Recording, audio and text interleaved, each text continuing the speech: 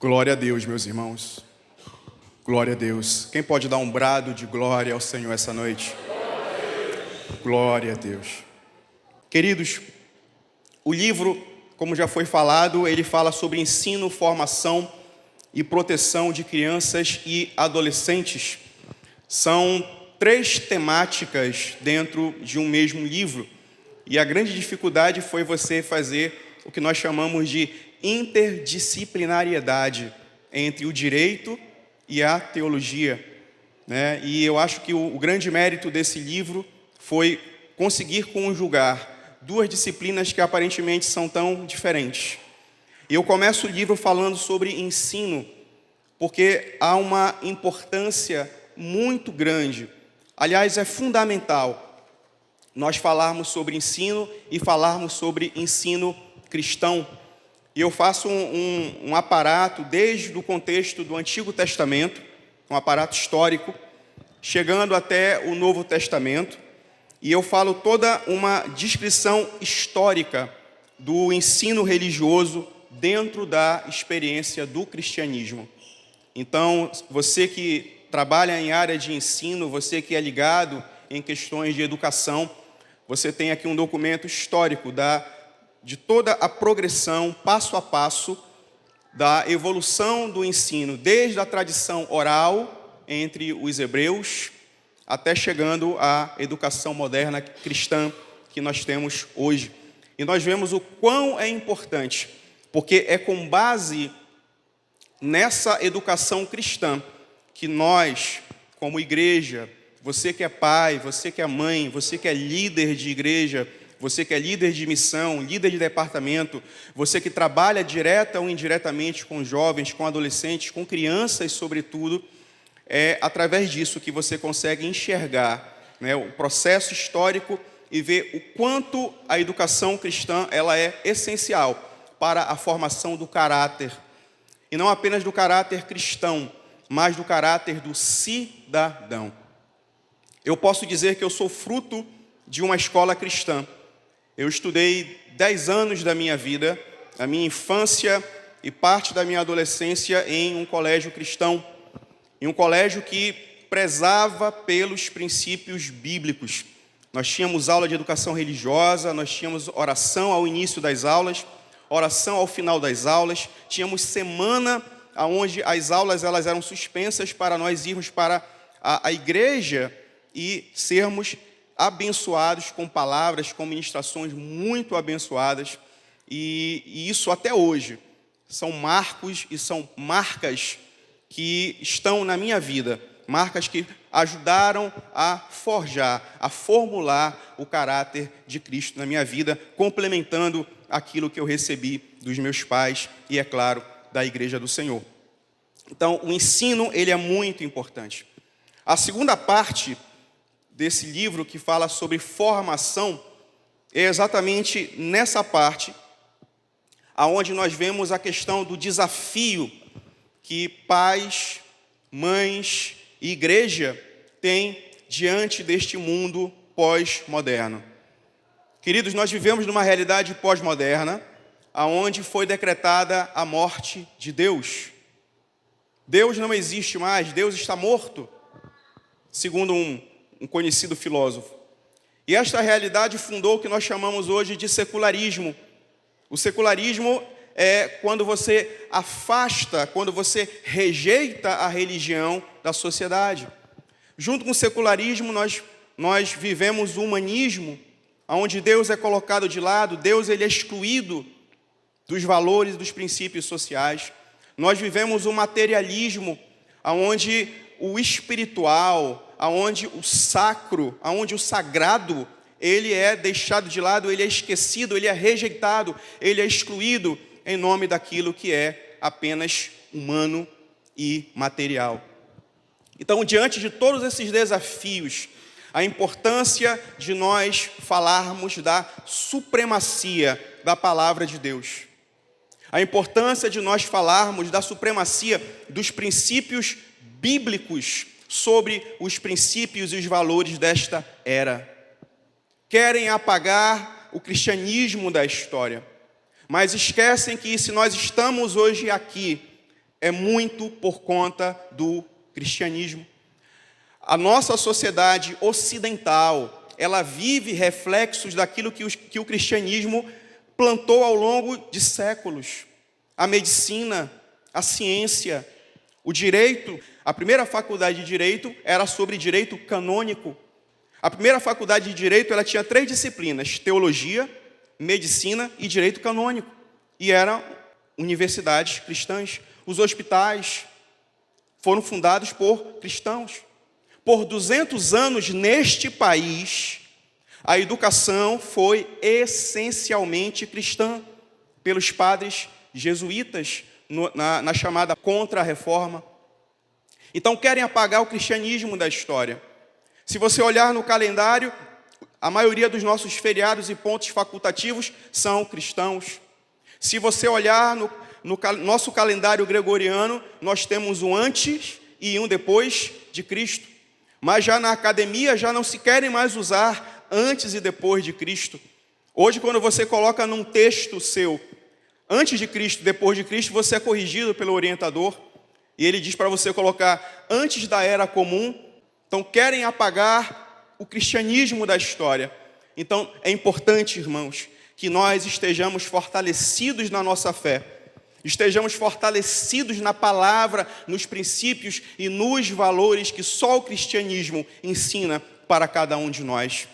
E você que é pai, você que é mãe, você que é líder de igreja, é importante você entender a sua importância fundamental na formação do caráter de Cristo nos seus filhos, na formação do caráter de Cristo nos seus liderados, na formação do caráter de Cristo naqueles que você pastoreia. E nós abordamos isto aqui neste livro. Há um tema muito importante que eu vou falar logo mais, que é a teologia da criança. O quanto a Bíblia ela fala do lugar da criança dentro da perspectiva bíblico-teológica. Isso é teologia da criança e isso é muito importante para nós entendermos a fundamental importância e o papel que as crianças também têm no centro e na própria interpretação que a Bíblia ela nos apresenta. E por fim, a terceira parte do livro, eu falo um pouco do direito. Não poderia me furtar de falar do direito, que é a minha formação, o direito é a minha formação inicial. E na última parte eu abordo a questão de proteção de crianças e adolescentes à luz da Constituição Brasileira e à luz do Estatuto da Criança e dos Adolescentes. Apresento os direitos das crianças, apresento as medidas importantes para a proteção das crianças. Nós sabemos o quanto existe violência, o quanto existe uma série de abusos que são praticados contra as nossas crianças e os nossos adolescentes nesse país. Inclusive, eu apresento alguns dados para vocês e o que a Constituição e o que o Estatuto da Criança e do Adolescente apresentam para nós em defesa desses direitos, dessas pessoas ainda em condição peculiar de desenvolvimento. E ao final, eu apresento um currículo para a igreja que pode ser usado em escola bíblica, que pode ser usado em grupos, pequenos grupos, pode ser usado em células. São 16 lições, com currículo preparado, onde há toda a delimitação de tempo, de dia, pelo menos uma vez por semana, como se fosse uma escola dominical. Ou você pode usar na célula ou no pequeno grupo que você faz parte. São 16 lições abordando cada um dos temas relacionados neste livro. Então é um livro feito para abençoar a minha vida, abençoar a sua vida, abençoar a vida da igreja, abençoar a sua família. Porque você que é pai, você que é mãe, você vai ver a importância do papel que você tem dentro do lar, como o primeiro contato que a criança e que o jovem tem com Deus e com as coisas da igreja. Amém? Gostaria que você abrisse a sua Bíblia em Mateus, no capítulo 18 do livro de Mateus. Por gentileza, abram sua Bíblia no capítulo de número 18 do Evangelho segundo São Mateus. Diz assim a palavra do Senhor: a partir do verso 1 até o verso 3. Naquele momento, os discípulos chegaram a Jesus e perguntaram: quem é o maior no reino dos céus? Chamando uma criança, colocou-a no meio deles e disse: eu lhes asseguro que, a não ser que vocês se convertam e se tornem como crianças, jamais entrarão no reino dos céus. Glória a Deus. Queridos, aqui é a teologia da criança. Esse versículo, ele apresenta para a gente a base do que é a teologia da criança. E vocês vão perguntar para mim, afinal, o que é a teologia da criança? Definido em rápidas palavras, a teologia da criança é o princípio básico da teologia de Cristo. A criança é colocada como o centro da interpretação, o centro da hermenêutica do Novo Testamento. A criança é colocada como uma lente. Através dela, através dessa lente, você enxergará algumas verdades a respeito da vida cristã e a respeito da compreensão do reino de Deus. Então veja, os discípulos indagando a Cristo quem é o maior no reino dos céus. E Cristo interrompe aquele questionamento, aquela discussão, e simplesmente coloca uma criança ali no meio, no centro deles, e fala: olha, vocês querem saber quem é o maior no reino dos céus? O maior no reino dos céus é aquele que se tornar como uma criança. Porque quem não se tornar como uma criança, jamais herdará o reino dos céus. Mas é claro que Cristo não está falando de ser infantilizado. Cristo não está falando de você se tornar menino, infantil. Cristo está falando de um coração humilde. Cristo está falando de um coração que perdoa. Cristo está falando de um coração que é puro. Cristo está falando de um coração que é cheio de amor, de inocência. Então, aquele que não se fizer inocente, aquele que não se fizer puro, aquele que não tiver o amor e o perdão de uma criança, jamais, ou seja, em momento algum, herdará o reino dos céus. É importante a gente lembrar, irmãos, que ao longo da história, e isso o livro ele apresenta essa evolução não apenas do ensino, mas da questão da proteção e do valor das crianças ao longo da história, as crianças não tinham valor algum. As crianças, elas eram como uma coisa, eram como um objeto que pertencia ao pai, a figura masculina. Mas ao longo dos séculos isso foi mudando, isso foi evoluindo até chegar na proteção que nós temos hoje, sobretudo a partir do século XX, da metade do século XX para cá, com resoluções da ONU e assim por diante, e algumas convenções internacionais de direitos. Mas a criança, ela era uma coisa. Não à toa era muito comum crianças serem sacrificadas para divindades. Crianças eram mortas, recém-nascidos eram sacrificados para que divindades pudessem abençoar, dar boas lavouras, paz, proteção contra os inimigos, contra povos inimigos. Os cananeus, os fenícios, os assírios, eles faziam isso. Mas aí nós lembramos do texto ali de Gênesis 22. O texto de Gênesis 22 que trata da caminhada de Abraão junto com seu filho Isaque.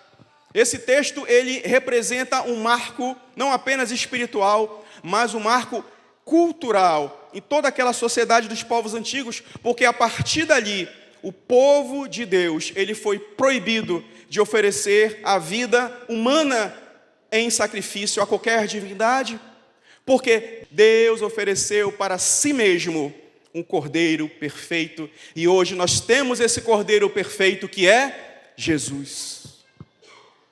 É interessante lembrar, irmãos, que toda divindade antiga ou divindade atual, ela exige um sacrifício, e um sacrifício de sangue, porque no próprio livro de Hebreus fala: sem derramamento de sangue não há perdão. Porém, o cristianismo é a única religião que exige um sacrifício e ao mesmo tempo oferece o sacrifício que é Jesus, o Cordeiro de Deus, o Cordeiro perfeito que tira o pecado do mundo. É o único Deus que requer um sacrifício para perdão, mas junto com a exigência, Ele já oferece, Ele já oferta para cada um de nós o sacrifício perfeito que é Jesus. Glória a Deus.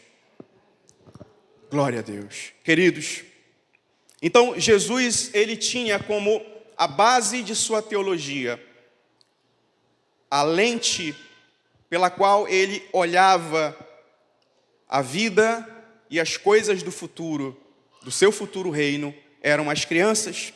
Nós vimos aqui em Mateus 18, texto que lemos, que as crianças são exemplo para a compreensão do reino de Deus, porque aquele que não se fizer como uma criança, ele jamais herdará o reino de Deus.